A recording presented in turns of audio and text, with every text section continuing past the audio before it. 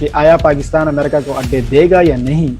ہو سکتا ہے آپ لوگ اختلاف کریں، ہو سکتا ہے آپ لوگ میرے اس پہ حمایت کریں، اور امریکہ کوشش میں لگا ہوا ہے کہ یہ اڈے مجھے دوبارہ مل جائے مستقبل کے لیے۔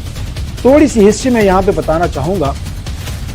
ایک چیز جو مجھے بڑی خطرناک لگ رہی ہے اور بڑی تشویشناک ہے، یہ سسٹم اب ٹرائی پولر پہ چلا جائے۔ 17 بڑی سیریس تحریکیں چل رہی ہیں، جس میں اور بھی بہت سارے ہیں جو اس کے متبادل میں چوتھی طاقت جو میں دیکھ رہا ہوں نا، وہ ہے پاکستان اور افغانستان۔ السلام علیکم، آپ سب کو خوش آمدید کہا جاتا ہے چینل ویوز اینڈ ریویوز پر۔ ناظرین، پاکستان میں ایک بحث چھڑ چکی ہے امریکہ کے حوالے سے کہ آیا پاکستان امریکہ کو اڈے دے گا یا نہیں۔ اس حوالے سے اور باقی طاقتوں کے حوالے سے میں اپنا تجزیہ پیش کروں گا۔ ہو سکتا ہے آپ لوگ اختلاف کریں، ہو سکتا ہے آپ لوگ میرے اس پہ حمایت کریں۔ ایک خلاصے کی شکل میں پیش کروں گا، ویڈیو اینڈ تک ضرور دیکھ لیجئے گا تاکہ حالات کے بارے میں آپ باخبر رہیں۔ سپٹمبر 2021 میں امریکہ کو جو ہم نے ایئر بیس دیے تھے، ان کا ٹائم پورا ہو رہا ہے، اور امریکہ کوشش میں لگا ہوا ہے کہ یہ اڈے مجھے دوبارہ مل جائے مستقبل کے لیے۔ یہاں ہمارے ہاں کچھ لوگ کہہ رہے ہیں کہ امریکہ اڈے اس لیے لے رہا تھا کہ وہ افغانستان سے پرامن طریقے سے نکل سکے، لیکن دوستو یہ بات ایسی نہیں ہے۔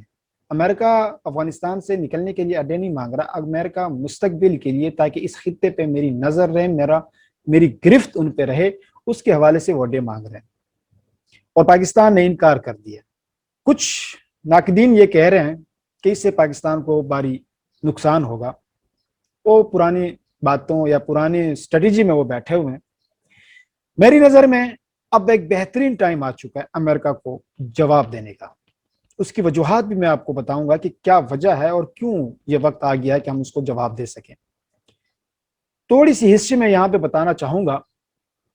پاکستان کے آزاد ہونے کے بعد ہمارے اس وقت کی گورنمنٹ یا بیوروکریسی یا اسٹیبلشمنٹ یا اس وقت کے جو سوچ گزار کرنے والے لوگ تھے، انہوں نے جو ڈیسیجن لیا، ہو سکتا ہے اس دور میں وہ ڈیسیجن بڑا بہترین ہو، لیکن موجودہ دور میں وہ غلط ڈیسیجن لگتا ہے۔ امریکہ اس وقت سپر پاور نہیں تھا اور رشیا سپر پاور تھا۔ ہمیں انویٹیشن رشیا نے بھیجی تھی، لیکن ہم نے ایکسیپٹ نہیں کی اور ہم امریکہ کے کیمپ میں جا کے بیٹھ گئے۔ لیکن ہم نے امریکہ کے ساتھ دوستی نہیں کی، بلکہ ہم نے اس کے ساتھ پارٹنرشپ کی، اور پارٹنرشپ کے شکل میں ہم چلتے گئے۔ لیکن افسوس یہ ہے کہ امریکہ نے ہمیشہ ہمارے رقیب کو خوش رکھا، اس کا ساتھ دیا، لیکن ہماری قربانیوں کو ہمیشہ نظر انداز کیا اور ڈو مور کا اعلان کرتا رہا ابھی تک۔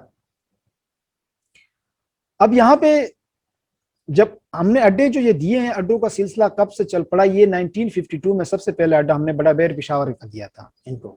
اس کے بعد یہ سسٹم ان کے ساتھ چلتا رہا ایز اے پارٹنر، ان کے ساتھ ہم کرتے رہے۔ لیکن میں نے رقیب کا جو نام لیا، وہ رقیب ہے ہمارا انڈیا، ہمارا دشمن۔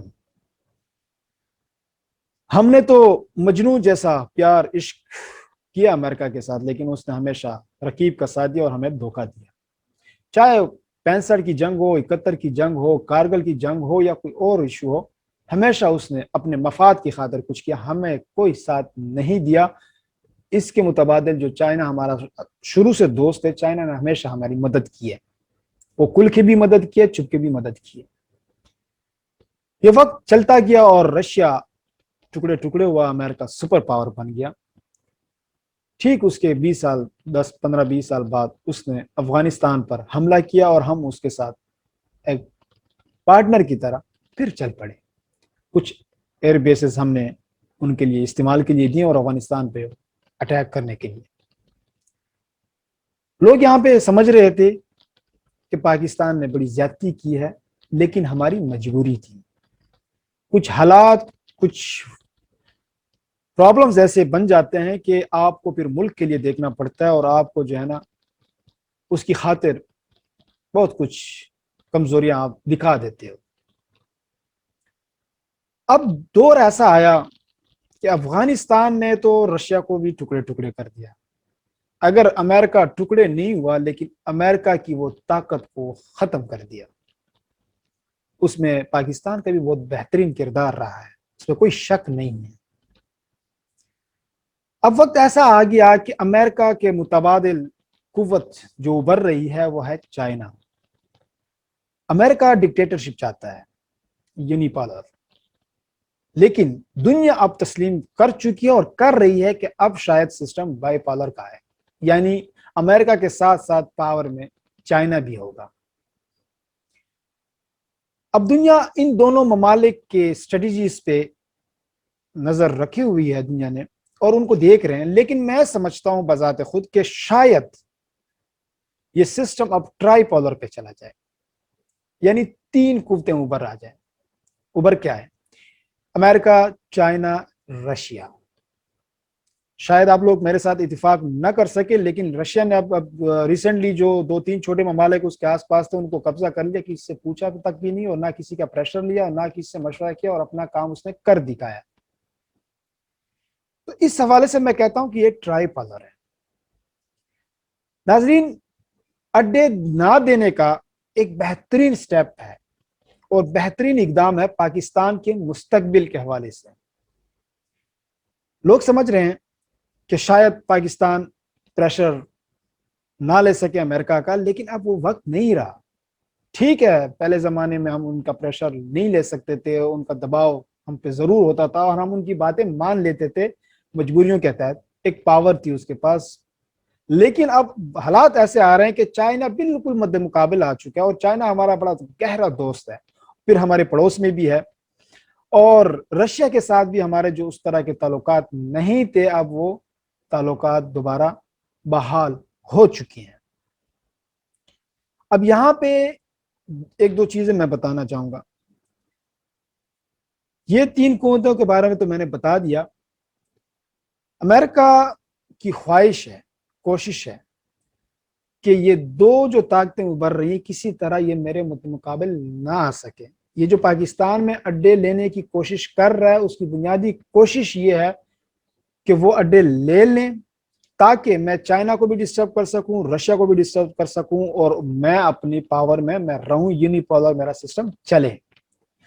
لیکن یہاں پہ اب پاکستان نے جب انکار کر دیا تو یہاں پہ کچھ مسائل آنے والے ہیں، وہ میں آگے جا کے بتاؤں گا. یہاں پہ ایک انڈیا کے حوالے سے میں بات کروں گا کہ انڈیا کی خواہش ہے اور وہ سوچ رہا ہے کہ اگر ٹرائی پالر ہو یا بائی پالر ہو، تو اگر بائی ہو تو ٹرائی پہ مجھے تصور کیا جائے گا، ٹرائی ہو تو چوتھے نمبر پہ مجھے تصور کیا جائے، کیونکہ میری بھی معیشت ہے اور میں بھی دنیا کے ساتھ بزنس کر رہا ہوں.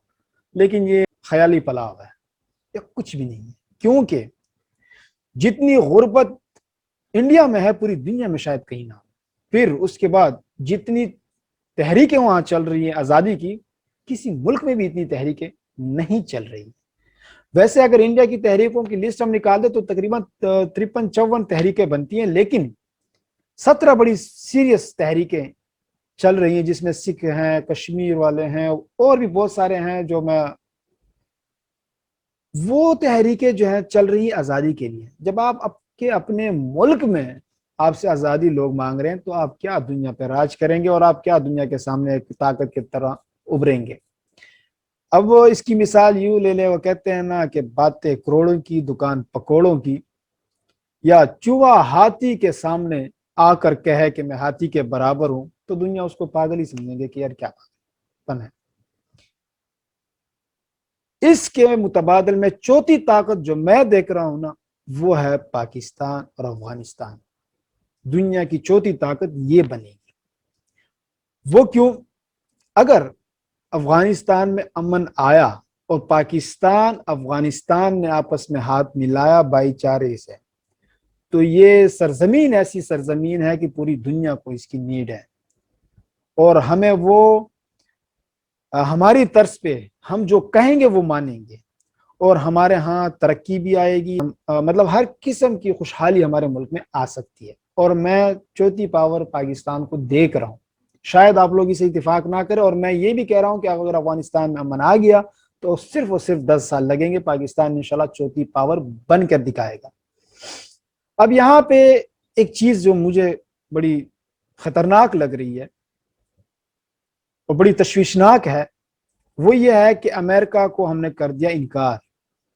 اب وہ پاور میں رہا، ہم ان کے مقابلے میں کچھ بھی نہیں تھے، اگر ہم انکار کریں تو ان کی سٹیٹس کو جو ہے نا خراب ہو رہی ہے، اور وہ یہ کبھی نہیں چاہیں گے کہ پاکستان بھی پرسکون ہو۔ اب ہمارے ہاں وہ حالات خراب کر سکتے ہیں، حالات انڈیا کے ساتھ مل کر، اسرائیل کے ساتھ مل کر چھوٹے موٹے واقعات کریں گے، لیکن پاکستان کے جو آج سے 10 سال پہلے حالات تھے، بم دھماکے اور یہ افغان برائے تاوان اور اس طرح کے حالات تھے، وہ جو بیرونی قوتوں کے یہاں ایجنٹس تھے وہ تقریباً ختم ہو چکا ہے۔ ان کے لیے اتنا آسان نہیں ہے کہ ہمارے ملک میں یہ کارروائی کر سکیں۔ ہاں، یہ چیز میں واضح یہاں پہ کرنا چاہوں گا کہ چاہے M I S I, Rangers, police, army, تمام ادارے مل کر دن رات محنت کرے اور کر بھی رہے ہیں، تب بھی دشمن سے کے وار سے ہم نہیں بچ سکتے۔ چھوٹے موٹے وار لازمی ہوں گے، لیکن وہ چھوٹے موٹے وار ہم کیسے ختم کر سکتے ہیں؟ وہ عوام کے ذریعے ختم کریں گے۔ عوام کو چاہیے اب کے اداروں کے ساتھ شانہ بشانہ کھڑے ہو جائیں، دشمنوں کے پروپیگنڈے پہ نہ آئیں، اب پاکستان کا ساتھ دیں۔ میں آپ کو یقین سے کہہ رہا ہوں کہ پاکستان میں امن ہے، آئے گا۔ اگر یہ ناکام ہوئے افغانستان اور پاکستان میں اور امن آ گیا تو میں آپ کو گارنٹی سے کہتا ہوں کہ انشاءاللہ چوتھی طاقت دنیا کی افغانستان اور پاکستان ہوگی۔ تو یہ ہمارے لیے بڑی خوش آئند بات بھی ہے، لہٰذا میں آپ لوگوں سے اجازت چاہوں گا۔ شکریہ والسلام۔